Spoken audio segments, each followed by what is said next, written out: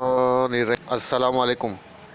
कैसे हैं आप सब? उम्मीद करता हूँ सब खैरियत से होंगे। अल्लाह पाक आप सबको अपने हिफ्ज़-ओ-अमान में रखे, सलामत रखे, आमीन। जनाब, आज की डेट है 4 दिसंबर, डे है सैटरडे। इस पर रूटीन मार्केट का डेली व्यू अपना आपके साथ शेयर करने वाला हूँ, जो कि होगा 6 दिसंबर, मंडे के लिए। शुरुआत करते हैं मार्केट की समरी के साथ। आपके सामने मार्केट की डेली समरी ओपन है। इंडेक्स ने जो अपनी क्लोजिंग दी है जनाब 43,232 के पास दी है। इंडेक्स ने जो पॉइंट्स डिक्लाइन किए जनाब 1.32 पॉइंट डिक्लाइन किए हैं, जो कि बनता है 0%। इंडेक्स के अंदर जो वॉल्यूम जनरेट हुए हैं जनाब फ्राइडे को 139.33 मिलियंस के वॉल्यूम जनरेट हुए हैं। इंडेक्स ने जो अपनी ओपनिंग दी थी 42,922 के पास से दी थी। उसके बाद इंडेक्स ने जो अपना हाई पोस्ट किया 43,590 का किया, और इसके बाद इंडेक्स ने जो अपना लो पोस्ट किया जनाब 42,752 का अपना लो भी पोस्ट किया है। Through out the day index की जो पोजीशन रही है जनाब रोलर कोस्टर दे रहा है और वोलेटाइल दे रहा है जनाब। काफ़ी उतार चढ़ाव इंडेक्स के अंदर फ्राइडे को देखे गए। कंपनीज़ की बात करें तो जनाब 42 कंपनीज़ अप रही हैं और जो डाउन रही है 49 रही हैं। जो अनचेंज रही हैं जनाब वो 9 कंपनीज़ अनचेंज रही हैं। टॉप पॉइंट कंट्रीब्यूटर्स की बात करें तो जनाब एडवांसर के अंदर नंबर 1 पे एंग्रो है, जिसने 68.80 पॉइंट इंडेक्स के अंदर ऐड किए हैं। सेकंड नंबर पे HBL है, जिसने 65.40 पॉइंट इंडेक्स के अंदर ऐड किए हैं। थर्ड नंबर पे UBL है, जिसने 46.98 पॉइंट ऐड किए हैं। फोर्थ नंबर पे MEBL है जनाब, जिसने 41.10 पॉइंट इंडेक्स के अंदर ऐड किए हैं।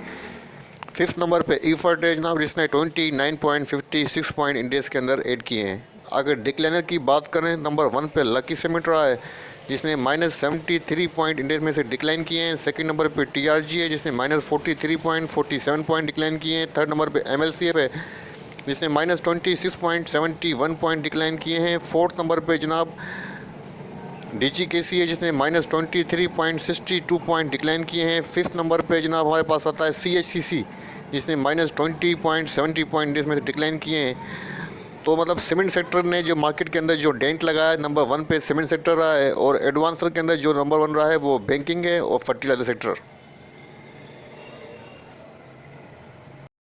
स्टॉक्स रहे उनमें चेक कर लेते हैं। नंबर 1 पे हमारे पास जो आ रहा है वो WTL आ रहा है, जिसने ₹2.05 के ऊपर अपनी क्लोजिंग एडजस्ट की है और पॉजिटिव रहा है 1.99%। सेकंड नंबर पे जो स्टॉक आ रहा है वॉल्यूम मीटर के अंदर वो TPLP है, जिसने ₹37.79 के ऊपर अपनी क्लोजिंग एडजस्ट की है, माइनस रहा है 6.04%।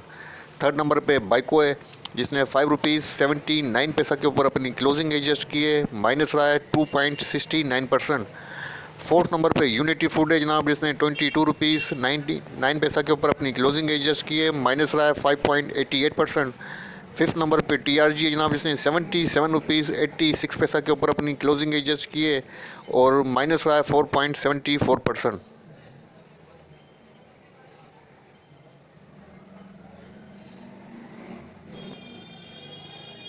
जनाब बात करते हैं फाइनेंशियल रिजल्ट्स की। तो फ्राइडे को 3 दिसंबर को जो फाइनेंशियल रिजल्ट अनाउंस हुआ है वो जस्ट वन कंपनीज का हुआ है, DNCC का, जिसकी LPS 0.82 पैसा है। और ये रिज़ल्ट रहा है जनाब एयर एंडेड जून 30 2021। अच्छा जनाब, फ्राइडे को 3 दिसंबर की इंसाइडर ट्रांजैक्शन को चेक कर लेते हैं। नंबर 1 पे हमारे पास जो कंपनी है वो FFL है। तो इसका ट्रेंड आपके सामने है, बाइंग के ऊपर है। अब देखते हैं फ्राइडे को क्या ट्रांजैक्शन हुई है। बाइंग हुई है जनाब 12,000 शेयर्स की बाइंग हुई है, ₹12.05 की प्राइस के ऊपर। इसके बाद सेकंड नंबर पे हमारे पास जो कंपनी आ रही है वो FHM है। इसका ट्रेंड भी बाइंग के ऊपर है और 3 दिसंबर को देखते हैं क्या ट्रांजैक्शन हुई है। बाइंग हुई है जनाब 4,59,000 शेयर्स की बाइंग हुई है, ₹9.50 की प्राइस के ऊपर। काफ़ी मेजर ट्रांजैक्शन है, इसको नोट करना चाहिए। इसके बाद जनाब थर्ड नंबर पे हमारे पास जो कंपनी आ रही है वो है GTech। तो यहाँ पर आप देख सकते हैं कि GTech का जो ट्रेंड है वो सोल्ड के ऊपर है। और यहाँ पर आप देख सकते हैं कि 3 दिसंबर को भी इसके अंदर ट्रांजैक्शन हुई है। देखते हैं क्या हुआ है। सेलिंग हुई है जनाब 76 लाख शेयर्स की ट्रांजैक्शन हुई है, सेलिंग हुई है ₹10 की प्राइस के ऊपर। इसके बाद नंबर आता है जनाब डबल जीएल का, तो इसका ट्रेंड भी बाइंग के ऊपर है और 3 दिसंबर को इसके अंदर ट्रांजैक्शन हुई है, बाइंग हुई है जनाब। 2 लाख शेयर्स की बाइंग हुई है 31 रुपीज़ 84 की प्राइस के ऊपर। ये भी काबिल नोट है, इसको नोट करना चाहिए। और इसके बाद नंबर आता है जनाब MEBL का, तो इसका ट्रेंड भी बाइंग के ऊपर है और देखते हैं 3 दिसंबर को क्या इसके अंदर ट्रांजैक्शन हुई है। 500 शेयर्स की ट्रांजैक्शन हुई है, माइनर ट्रांजैक्शन है, स्किप कर दें। उसके बाद नंबर आता है पैकेजेस का, तो इसका ट्रेंड भी बाइंग के ऊपर है। 3 दिसंबर को क्या हुआ है चेक करते हैं। बाइंग हुई है 1150 शेयर्स की 475 की प्राइस के ऊपर। इसके बाद नंबर आता है शेल का, तो शेल का ट्रेंड आपके सामने सेलिंग के ऊपर है, कारपोरेट सेलिंग के ऊपर है और बाइंग हुई है जनाब 200 शेयर्स की बाइंग हुई है 180 रुपीज़ की प्राइस के ऊपर। इसके बाद नंबर आता है जनाब सर्क का, तो यहाँ पर आप देख सकते हैं इसका ट्रेंड बाइंग के ऊपर है और 3 दिसंबर को क्या ट्रांजैक्शन हुई है चेक कर लेते हैं। बाइंग हुई है 100 शेयर्स की, माइनर ट्रांजैक्शन है, इग्नोर कर दें। इसके बाद नंबर आता है जनाब SPEL का, तो इसका ट्रेंड आपके सामने बाइंग के ऊपर है। अब फ्राइडे को क्या हुआ है 2 लाख शेयर्स की बाइंग हुई है और 17 रुपीज़ 52 पैसा की प्राइस के ऊपर बाइंग हुई है। तो जनाब अच्छी ट्रांजैक्शन हुई है, मेजर ट्रांजैक्शन है, इसको भी इग्नोर करें, इसको भी नोट करें। और इसके बाद नंबर आता है जनाब यहाँ पर TGL का, इसका ट्रेंड भी बाइंग के ऊपर है और देखते हैं फ्राइडे को क्या हुआ है जनाब। 1 लाख शेयर्स की बाइंग हुई है 99 रुपीज़ 97 की प्राइस के ऊपर। इसके बाद नंबर आता है जनाब CRTM का, इसका ट्रेंड कंटिन्यू बाइंग के ऊपर है और देखते हैं फ्राइडे को क्या हुआ है जनाब। 1 लाख शेयर्स की बाइंग हुई है 21 रुपीज़ 3 पैसा की प्राइस के ऊपर। इसके बाद नंबर आता है जनाब AHL का, तो ये ट्रांजैक्शन है 2 दिसंबर की, तो ट्रांजैक्शन को यहीं क्लोज़ करते हैं। अब देखते हैं फीपी लिपी डेटा की क्या पोजीशन है। अच्छा जनाब, आपके सामने 3 दिसंबर का फीपी लिपी डेटा मौजूद है। इसमें आप देख सकते हैं फॉरेन कॉरपोरेट्स और फॉरेन इंडिविजुअल्स की जो नेट पोजीशन है सेलिंग के ऊपर है। 1.27 US मिलियन की इन्होंने सेलिंग की हुई है और सबसे ज़्यादा जिस सेक्टर के अंदर इन्होंने सेलिंग की है 0.87 मिलियन की, वो है सीमेंट सेक्टर। इसके बाद जनाब इन्होंने की हुई है सेलिंग 0.32 मिलियन की, वो फर्टिलाइज़र सेक्टर के अंदर। इसके बाद देखते हैं जनाब लोकल डेटा की क्या पोजीशन है। तो लोकल डेटा के अंदर नंबर 1 पे आता है इंडिविजुअल्स, तो इनकी नेट पोजीशन सेलिंग के ऊपर है। 0.70 मिलियन की सेलिंग की है। सबसे ज़्यादा जिस सेक्टर के अंदर इन्होंने सेलिंग की है 0.86 मिलियन की, वो टेलीकॉम सेक्टर है। उसके बाद नंबर आता है कंपनीज़ का, तो कंपनीज़ की नेट पोजीशन बाइंग के ऊपर है। 2.86 मिलियन की बाइंग की है और सबसे ज़्यादा जिस सेक्टर के अंदर बाइंग है वो है 0.62 मिलियन के साथ बैंक सेक्टर। उसके बाद नंबर था जनाब बैंकिंग कारपोरेट का, तो इनकी नेट पोजीशन भी बाइंग के ऊपर है। 1.58 मिलियन की बाइंग की है। सबसे ज़्यादा जिस सेक्टर के अंदर इनकी बाइंग है जनाब वो है 0.36 के साथ टेलीकॉम सेक्टर और 0.39 मिलियन की इन्होंने सेलिंग की है बैंक्स के अंदर। बैंकिंग ने बैंक्स के अंदर ही सेलिंग की हुई है। और उसके बाद नंबर आता है जनाब यहाँ पर म्यूचुअल फ़ंड का, तो म्यूचुअल फ़ंड की नेट पोजीशन जनाब यहाँ पर बाइंग के ऊपर नहीं, सॉरी सेलिंग के ऊपर है। 4.72 मिलियंस की इन्होंने सेलिंग की है और सबसे ज़्यादा जिस सेक्टर के अंदर इनकी सेलिंग नज़र आ रही है जनाब वो नज़र आ रही है मुझे 0.64 की सीमेंट सेक्टर के अंदर। सीमेंट सेक्टर के अंदर गोरा भी और म्यूचुअल फ़ंड भी दबा के सेल कर रहे हैं। और इसके बाद नंबर आता है जनाब 0.69 मिलियन के साथ बैंकिंग सेक्टर।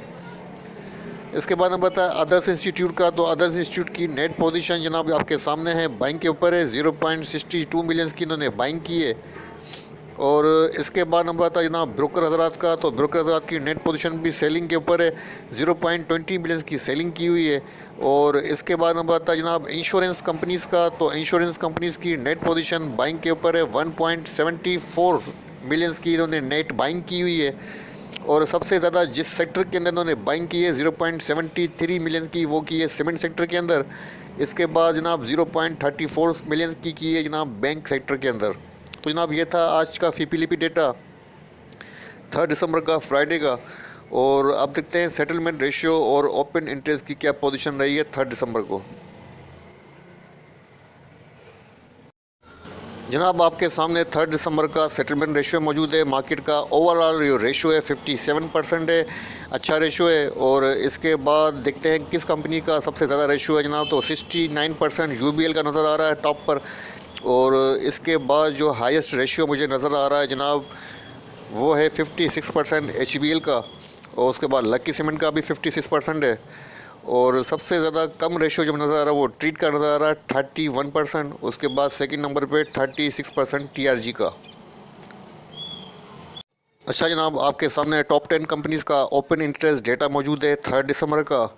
तो यहाँ पर आप देख सकते हैं कि ओपन इंटरेस्ट जो है ओवरऑल वो डिक्लाइन हुआ है, 5.2% डिक्लाइन हुआ है। और आपके सामने प्राइस भी जो है जनाब वो फ्लैट रही है।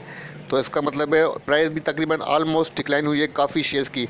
और ओपन इंटरेस्ट का भी डिक्लाइन होना इस बात को इंडिकेट कर रहा है कि कोई शॉर्ट पोजीशन नहीं है, अभी तक स्टिल पोजीशन इन डिसीजन है।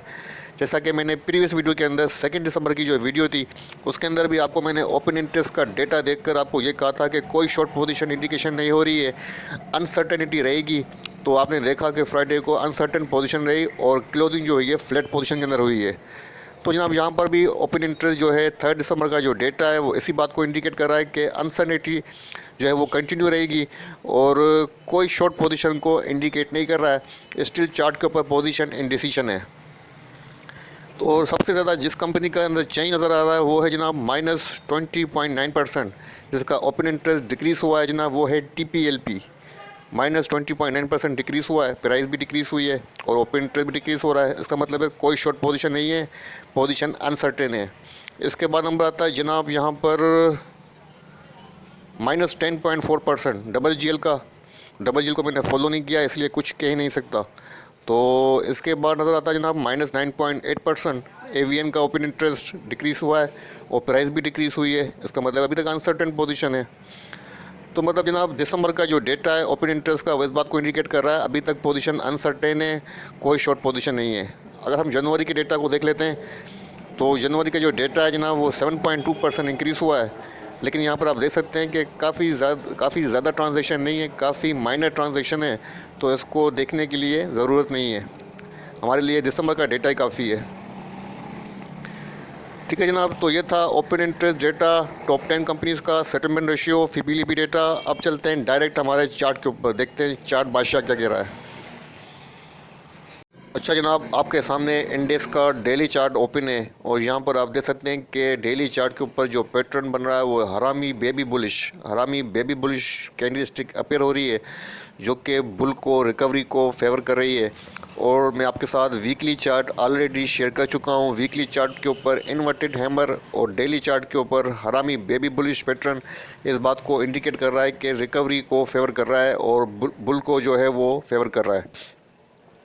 अच्छा जनाब, यहाँ पर आप देख सकते हैं कि चार्ट के ऊपर इंडेक्स ने अपनी जो इसके पास बॉटम सपोर्ट थी 43,053 से लेके 47 के अराउंड, इसको टेस्ट भी किया, इसके नीचे भी गया, लेकिन अपनी क्लोजिंग जो एडजस्ट की है इन लास्ट वो इसके अबाव की है और अपनी इस सपोर्ट को ऑनर देके इसके ऊपर अपनी क्लोजिंग एडजस्ट की है। डेली चार्ट के ऊपर अगेन जो है वो एक अच्छा साइन अपेयर हो रहा है।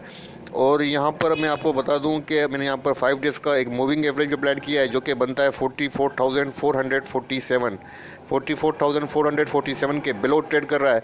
तो आपको एटलीस्ट डेली चार्ट के ऊपर कंफर्मेशन चाहिए। तो मेरे हिसाब से आपको 43,500 तक एटलीस्ट वेट करना चाहिए।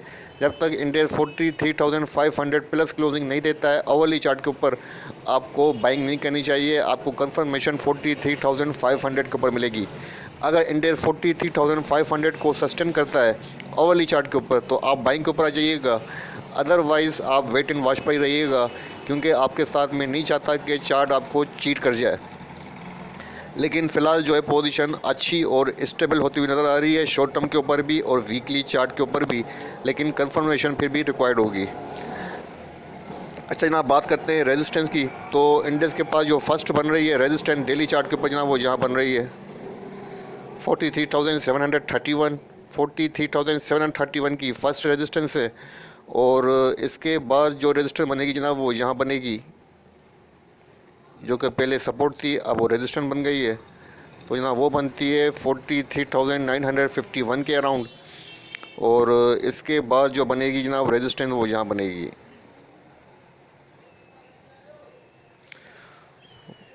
44,900 के अराउंड।